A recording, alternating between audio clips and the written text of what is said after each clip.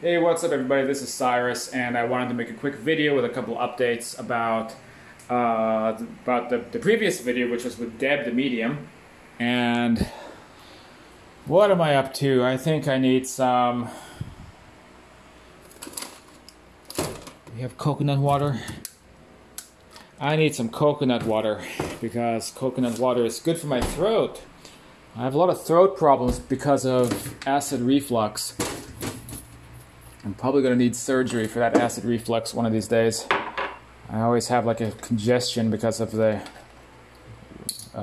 GERD I have. It picks up when I'm in places like Asia because it's inevitable to eat all the spicy food. And the doctor once told me to only drink alkaline drinks, to help, to get off of the fruit juices and stuff like that. Just drink a lot of coconut water and almond milk and stuff like that, and I can handle that.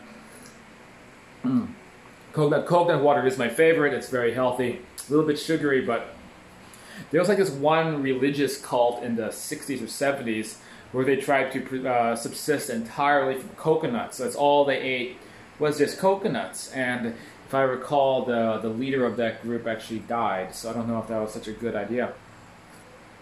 But in theory, a coconut has everything you need because it has carbohydrates and it has like some protein in the meat. And of course, it has the water from the has the water and the minerals and stuff from the coconut water. So theoretically, it's a perfect food, and it's also great for cooking. I love cooking with coconut. Anyway, this is not a video about coconuts.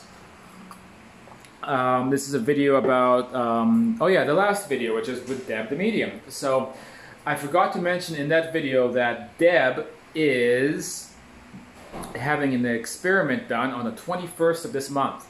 So the 21st of this month is, I think, is at the solstice, I think. So it's like a special energetic time. And so Spirit communicated with her and told her that her husband, who she talked about in that video, talking about her experiences, meeting, talking, interacting with her husband, having astral experiences, going to meet him, and on daily communication. Anyway, so the idea is that he is going to attempt to materialize physically into her home on that day. I don't know if her other husband will be around to see that. Maybe when he's at work, her deceased husband is going to attempt to materialize and come into the home. I don't want to put any pressure on Deb or get anyone's hopes up, but the first thing I asked when she told me this is that, well, can you get any kind of photographic evidence of this happening? And then she said yes. She doesn't see why that would be a problem. So let's find out if that happens. Let's find out if maybe some kind of photographic evidence will happen. If there is no photographic evidence, at least we can hear from Deb and try to find out exactly what happened if the experiment was successful. Now you might be wondering, is it possible to actually do that? Is it possible to have a deceased person, a spirit, if you will, or to the less informed, a quote ghost, actually materialize into someone's home or appear solidly and physically? And this is a rare but a documented phenomenon. Now, of course, there's the more well-known stories. You have Elizabeth Kubler-Ross claimed a co-worker of hers materialized physically with her into an elevator. Now, Elizabeth Kubler-Ross was the famous death and dying grief pioneer, made the stages of grief we know about, like denial, anger, pleading. The stages of grief. So she came up with all that. So she's very well regarded, very famous. She's a big proponent of the afterlife and claimed that a co-worker physically materialized into an elevator with her and left a sample of her handwriting. So that's a famous story. There's definitely more like that. In my own life, my father claimed that my mother had materialized into his home and said that she just came through the door one day and that they spoke for about 5 minutes standing in the kitchen and holding each other's hands, and eventually when it was done, she just faded from view and disappeared. And my father, I can always tell when my father was lying, and he wasn't lying about that story. He was very emotionally distressed and blown away after it happened. So I do believe that occurred as well, and it can happen on certain special occasions.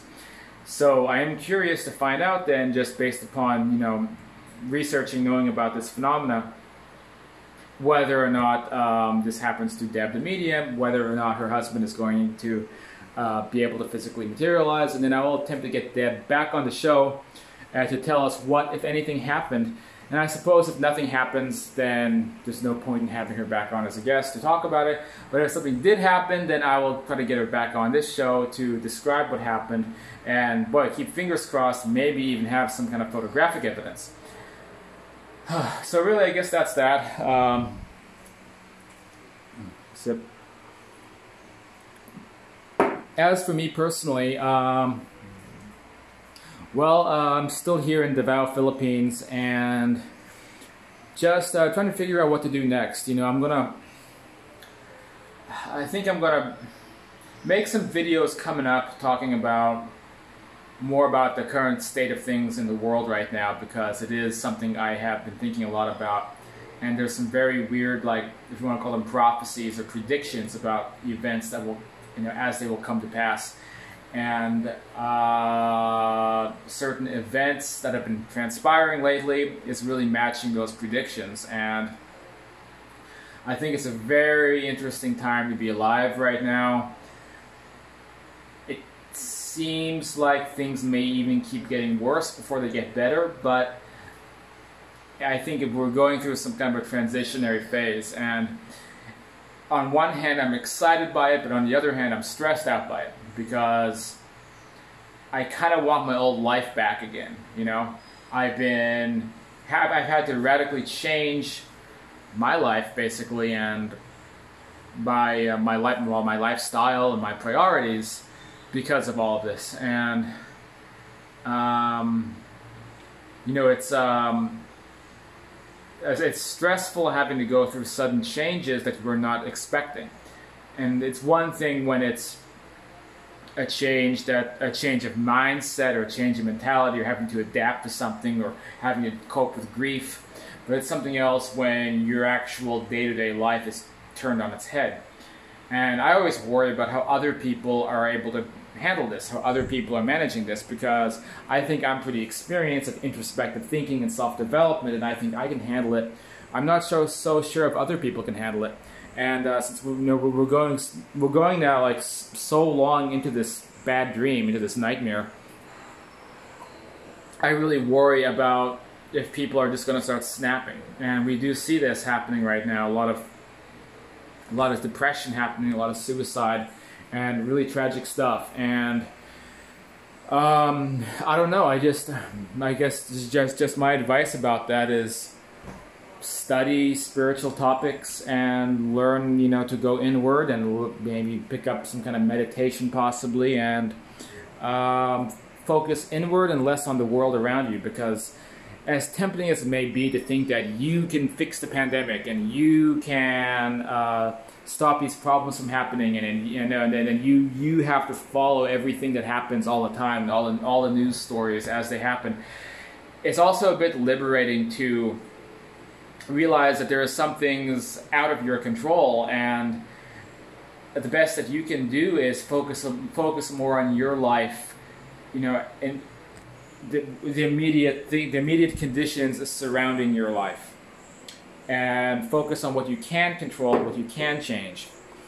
Because if you put the responsibility of the world on your shoulders, well, that's a lot of unnecessary responsibility. And I get this way a lot sometimes. I'm pathologically watching and reading the news, and, you know, getting angry or upset at things. And, you know, the problem is I tend to notice things too much going on that I think is usually accurate, and I'll see manipulation happening. I'll see manipulation in the news. I'll see powers that be that are clearly exploiting others. Like, I can read the news, and for me, it's like that. It's like that film, like, you know, the guy has the glasses and he sees the alien messages and everything. Like, I'm just naturally like that. And so it stresses me out. And I have to take time sometimes to take a step back and realize that it's not my responsibility. You know, it's not up to me to fix the mess. Even though I think of myself as somebody who is a problem solver It's not up to me, and I'm much better off just unplugging from all of it and only focusing on my day-to-day life. And once in a while checking the news and seeing what's happening, especially as it relates to, for example, airplane requirements, and whether or not I can get out of the city or not, or how it directly affects my lifestyle. But being plugged into social media, being plugged into the news constantly, it's a very stressful thing to do right now. So for those of you struggling with all this, for those of you who feel depressed, anxious, especially right now, because I think we're actually possibly kind of peaking right now with the urgency and a lot of the problems, at least on the pandemic level. Now is a good time to go inward, keep your life quiet, keep your life simple, focus on the small things, and just relinquish responsibility to anything else. And the days will go by very quickly. Lord knows they go by very quickly for me here in this apartment. And just let that do its thing, and again, relinquish the responsibility and just focus on your life and focus on peace and tranquility. And that's the best thing that you can do, I think, for your mental health. Just some advice I wanted to toss out there this afternoon. Back to making more videos. I have another video I just made where my web camera freezes up in the middle of it, so you get to hear me do a lecture and then see my frozen posture for like 15 minutes. So I apologize about that, but as a video I just made about contrasts, why it's necessary to have contrasting experiences in existence to be able to fully appreciate the life that you're leading. And that one might also be of some benefit to you when you try to make sense of world events. And then I have another video coming up as well, actually, which should be interesting. And then on the 21st, I'll let you guys know about what's going on with Deb and the Materialization Experiment. Anyway, please subscribe if you haven't done so yet. It really helps the channel out. You get involved, become a patron at patreon.com/afterlife-topics. Pick up a book like Understanding Life After Death with the Afterlife and Beyond. Or work with me personally. You can get involved. Contact me at the links down below in the bottom corner, or the video description. All easy ways to reach me. Alright, well, I'm gonna drink some more coconut water and probably take a break. Maybe take a walk out in the smoldering heat of South Philippines. Alright, I'll catch you guys next time.